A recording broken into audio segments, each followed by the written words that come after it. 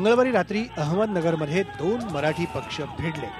सकाळी उशिरा उठून कामं होतात का मला बोलतायत। तू का सकाळी चहा द्यायला येतो का मला? बरं, घरच्यांच्या जीवावरती जगण्याचं एक वय असतं, नंतर स्वतःच्या जीवावरती जगायचं असतं। वय वर्ष 50-52 झाले तरी काकांच्या जीवावर जगतो अजून। राज ठाकरेंच्या भाषणातच या वादाची ठिणगी पडली। अहमदनगर जवळच्या भिंगार गावात राज ठाकरे येणार होते। त्यांचा निषेध करण्यासाठी आणि काळे झेंडे दाखवण्यासाठी राष्ट्रवादीच्या कार्यकर्त्यांनी दुपारपासूनच तयारी केली होती। राष्ट्रवादीची तयारी पाहून मनसेचे कार्यकर्तेही सज्ज झाले आणि रात्री 9च्या सुमाराला दोन्ही पक्षांमध्ये राडा झाला। याचवेळी राष्ट्रवादीच्या कार्यकर्त्यांनी राज ठाकरे यांच्या गाडीवर दगडफेक केली। मग काय, दोन्ही बाजूंनी घोषणाबाजी आणि दगडफेकीनं वातावरण तापलं।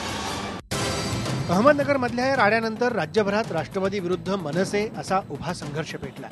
मंगळवारी रात्रीच हिंगोलीत राष्ट्रवादीच्या पदाधिकाऱ्यांच्या घरांवर दगडफेक झाली, त्यात वाहनांचं नुकसान झालं।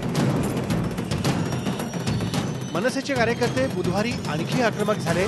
संतापलेल्या मनसे कार्यकर्त्यांनी नाशिकमध्ये अजित पवारांचा प्रतिकात्मक पुतळा जाळला। मनसेचे आमदार वसंत गीते यांच्यासह 15 कार्यकर्त्यांना पोलिसांनी ताब्यात घेतलं।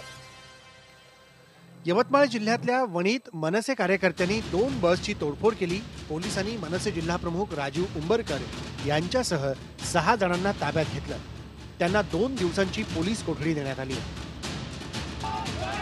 रत्नागिरीत खेडजवळ मनसे कार्यकर्त्यांनी रास्ता रोको करून मुंबई गोवा हायवे जाम केला आणि अजित पवारांच्या पुतळ्याचं दहन केलं। आम्ही कधीही दगड किंवा विटा फेकत नाही।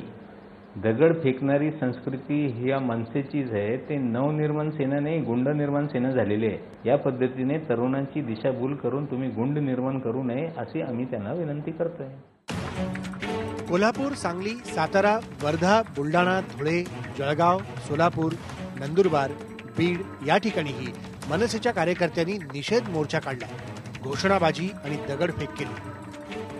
दरम्यान अहमदनगरमधल्या भिंगार पोलिसांनी मनसे आणि राष्ट्रवादीच्या कार्यकर्त्यांविरोधात तक्रार दाखल केली आहे। राष्ट्रवादीचे जिल्हाध्यक्ष संग्राम जगताप यांच्यासह 70 कार्यकर्त्यांवर तर मनसेच्या 7 कार्यकर्त्यांविरोधात दंगलीचा गुन्हा दाखल करण्यात आला आहे। Bureau report, IBN Lokmat.